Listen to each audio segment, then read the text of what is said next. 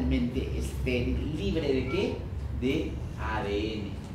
¿Ya? Y por eso que a esta agua le agregan una DNasa para destruir todo el ADN que pudiera tener ahí. Una vez que no hay ADN, pues tengo la seguridad de que yo voy a copiar ese ADN molde que finalmente me he propuesto hacer. Los cationes divalentes que son necesarios, no nos olvidamos que esta enzima, del Thermus aquaticus, que es el TAC, necesita siempre de un coestimulante. Esos coestimulantes son cationes divalentes. El magnesio es un factor que me va a ayudar a que mi enzima funcione de manera mucho más óptima. Y eso de ahí solamente es posible si yo tengo los cationes divalentes adecuados. Los desoxirribonucleósidos que hemos mencionado, todos son trifosfatados, necesitamos en cantidades adecuadas para que el DNA polimerasa pueda ser los copiados.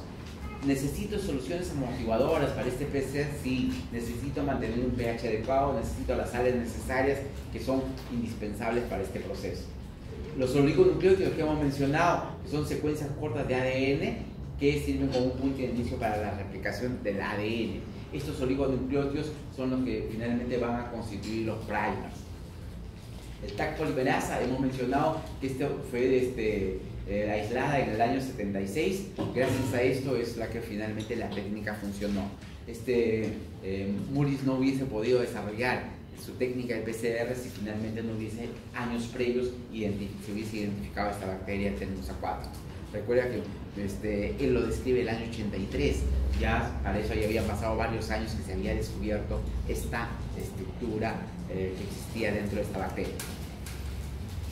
Los pasos que hemos mencionado: desnaturalización, alienación y finalmente extensión.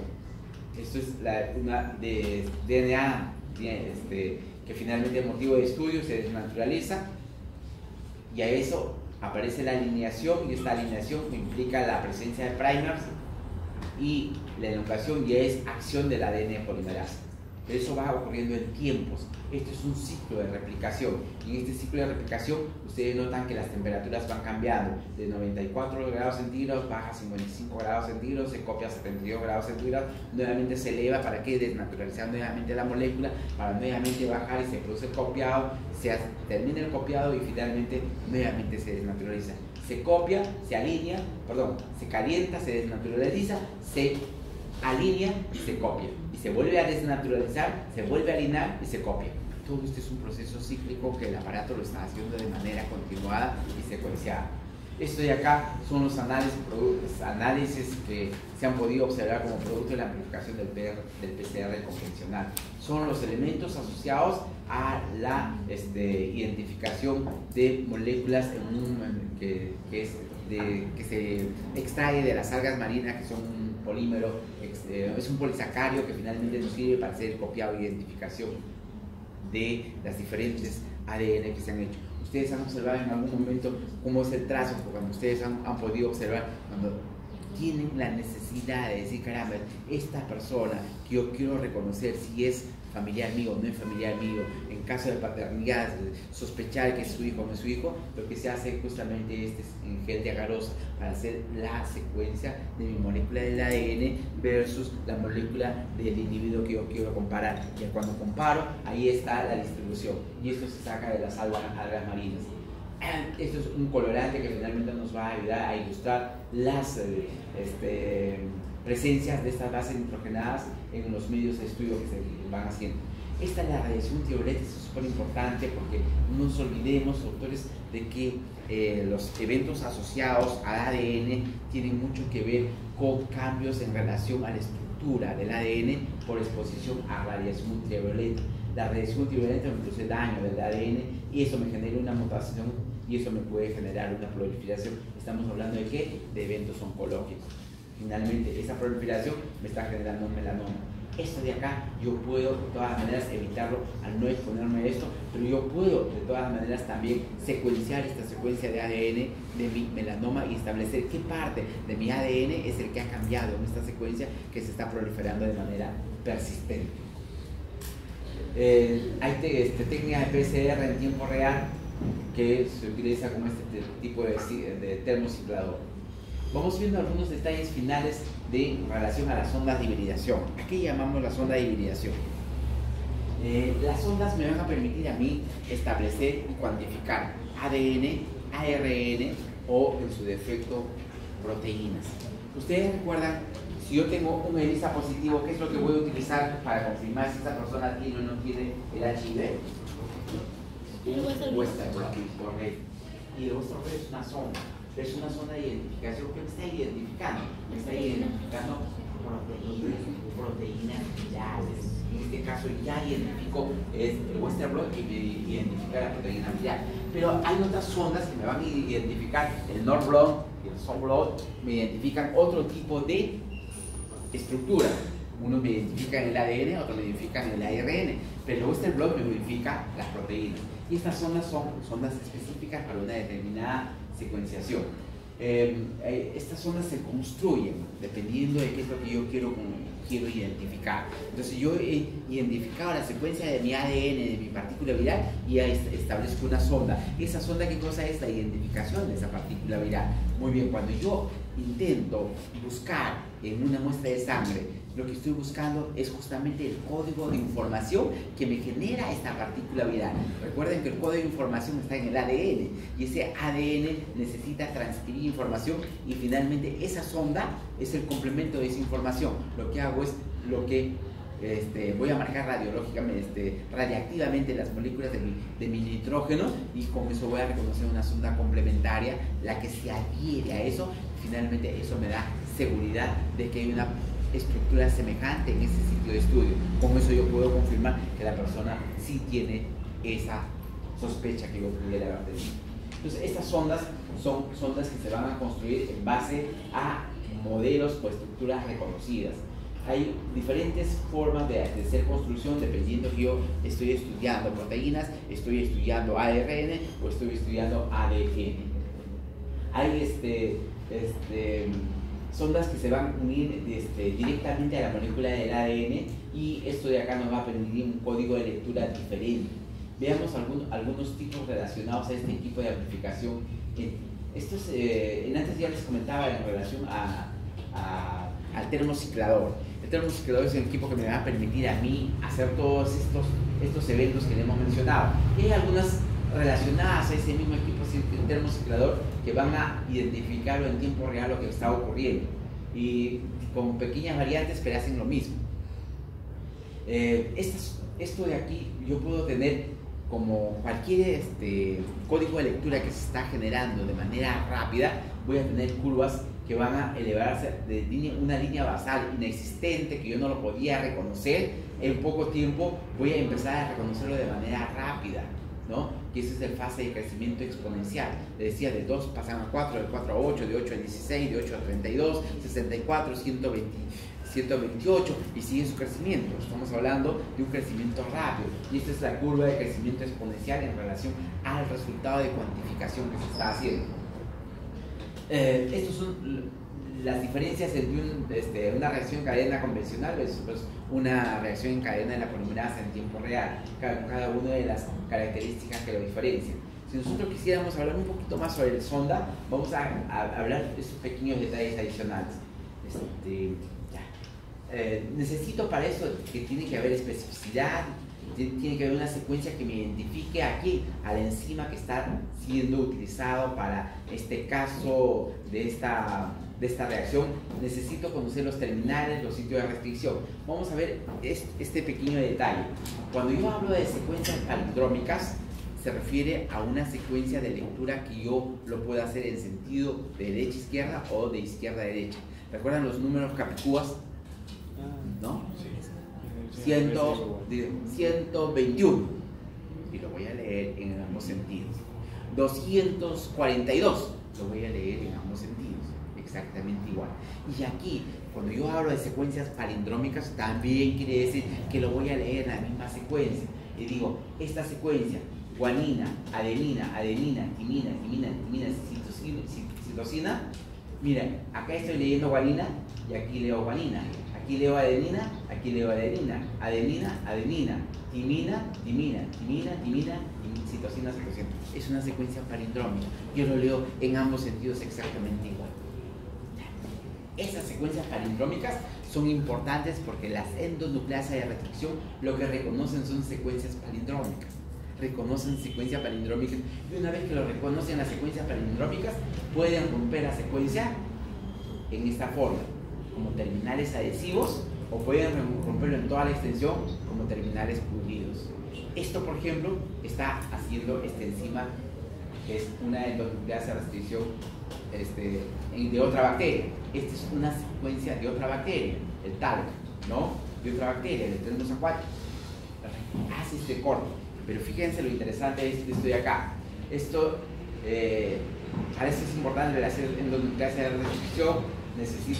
Y observo lo siguiente.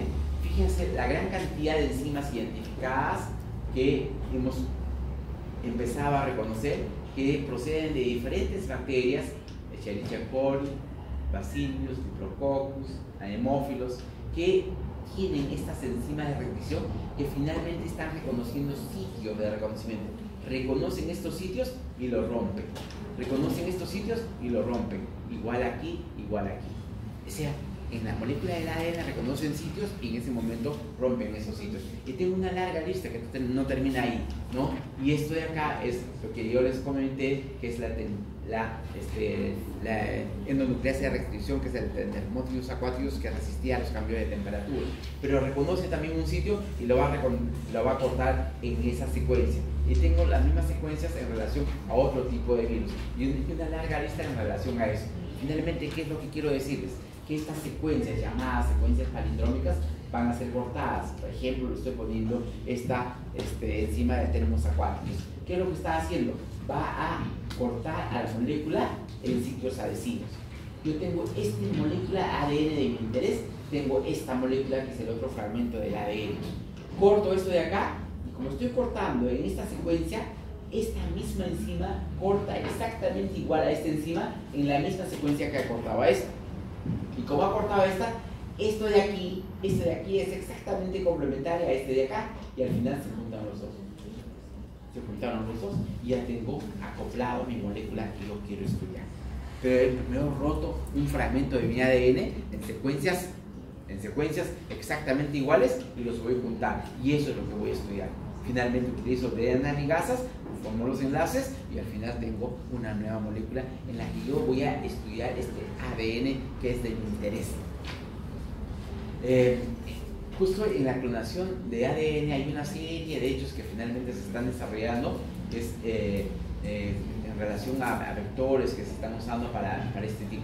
Y se ha generado lo que se llama las librerías genómicas, las librerías de ADN, donde ya están en estas librerías una serie de genes que han sido identificadas y están siendo guardadas.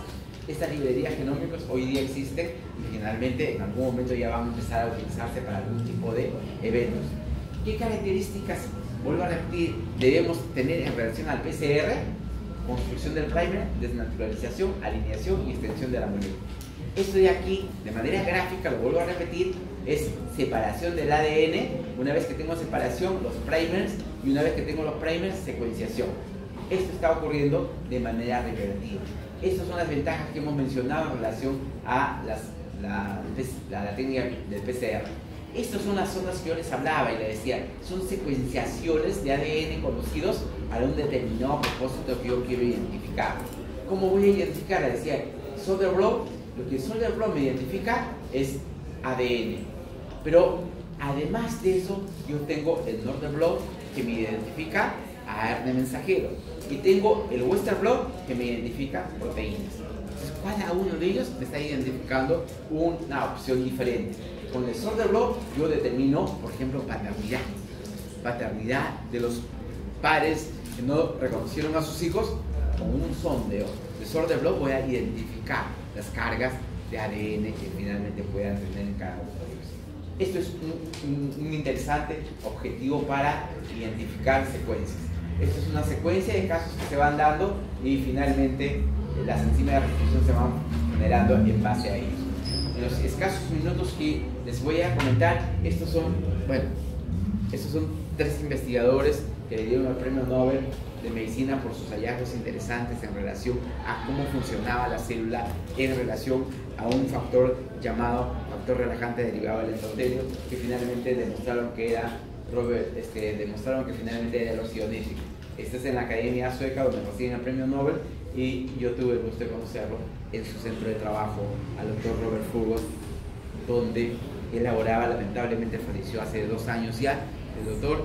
Y lo importante, doctor, es algo que llama la atención de estos hombres de ciencia, es que no se van a negar cuando ustedes vayan a visitar. Y yo tuve una experiencia muy agradable, por un lado, desagradable por el otro lado, porque finalmente mi traductora, en fin, que era una prima que reside allá como 15 años, yo quería expresar lo que yo quería hablar, pero tenía que ser un intermediario porque mi fonética es tan,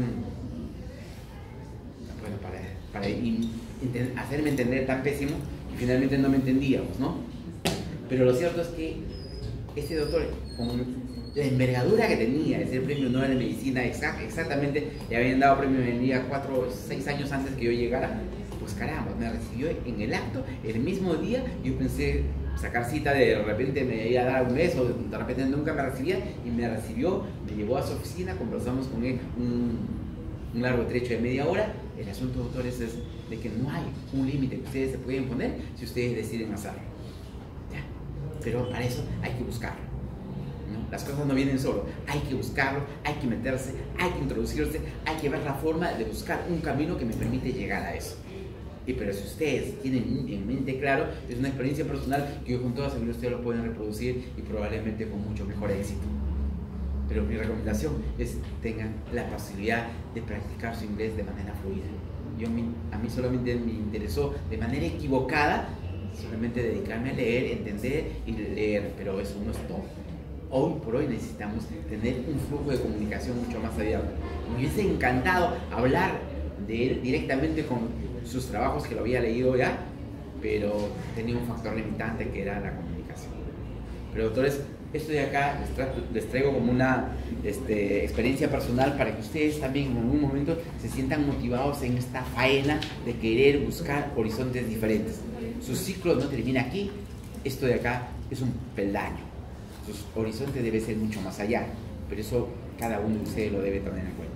Doctores, con esto me despido y nos estamos viendo el próximo